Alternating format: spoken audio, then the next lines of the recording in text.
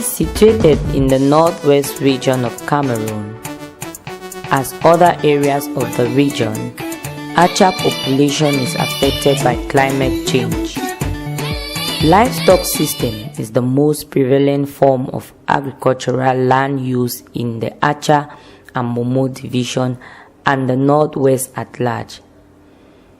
Its production is one of the main livelihood strategies used by families living in the area, enabling them to accumulate assets and capital.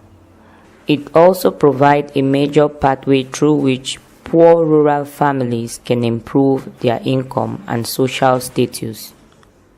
Fulani Grazers are one of the minority groups who live in the Gutih Hills and face a lot of problems. Over the years, threat of food insecurity, undernutrition, poor health condition, and especially climate change subject this community to serious stress, and the future of the cattle in this area become very uncertain. In the dry season, the cows are completely burnt and the soil totally degrades.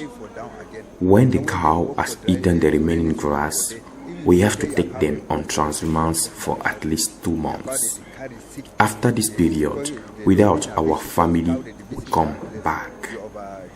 During the transhumance, we usually lost a lot of cows. The last time, a friend of mine lost 20 cows because of sickness during this period. We are really worried by this situation nowadays. Livestock production has been managed traditionally in an extensive agro-pastoral system that encroaches on fragile and protected areas. Cattle constantly get in forest areas in search of thirsty grass, thereby destroying trees growing by natural regeneration. Again, uncontrolled bushfire is used to control weeds and external parasites. The overmature grasses also increases the bed width and overstocking, adding in the pressure which have resulted in widespread decline in soil fertility. The soil cover that leaves the earth allows the land more prone to erosion. Degradation of these pastures can be observed by loss of edible forage species and also with patches of bare soil and visible tracks of cattle movement observed on the field. Soil erosion leads to contamination of water sources and reduction in their volume.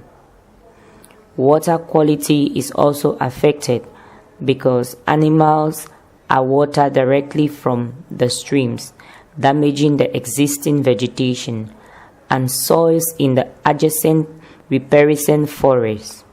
You will notice that with climate change, there's a reduction in the productivity of pastures, and most of these grazers depend on the pastures for the production of their animals. And when there's a reduction in pasture, there's also a reduction in the productivity of these animals in terms of meat and milk. This change has reduced the soil productivity system, and this has greatly increased within the last 5 to 7 years. This loss in soil productivity has led to substantial less income for cattle rearers.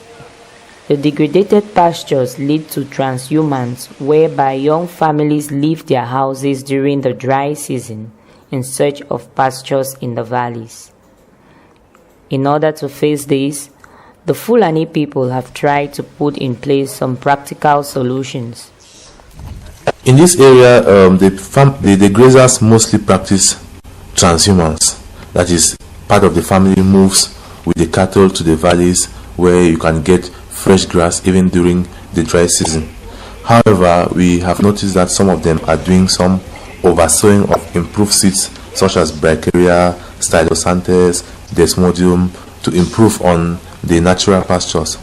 Others have brought in some improved but adapted animal species which could be able to reach market age before the age of 5 and 7.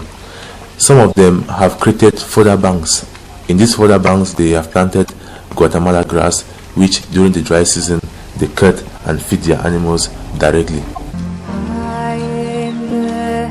Fulani Grazers have become more inactive, causing them to plant trees around their homes, which will help as an additional carbon sink, and the dead branches used for firewood.